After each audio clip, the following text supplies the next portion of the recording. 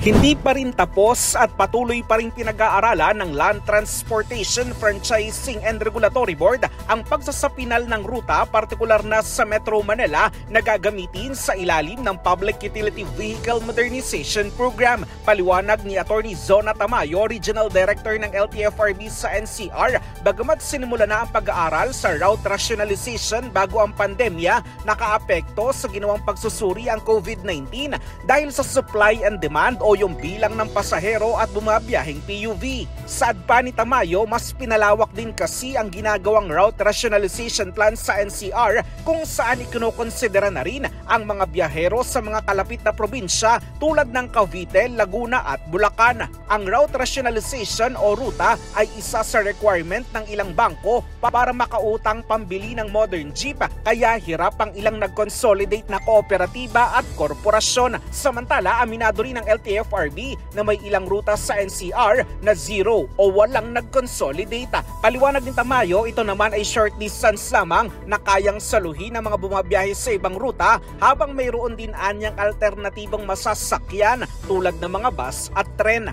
Para sa kauna-unahan sa Pilipinas, DCRH, ito si Christian Manio, tuloy-tuloy sa pagbabalita, tuloy-tuloy sa serbisyo, sama-sama tayo Pilipino.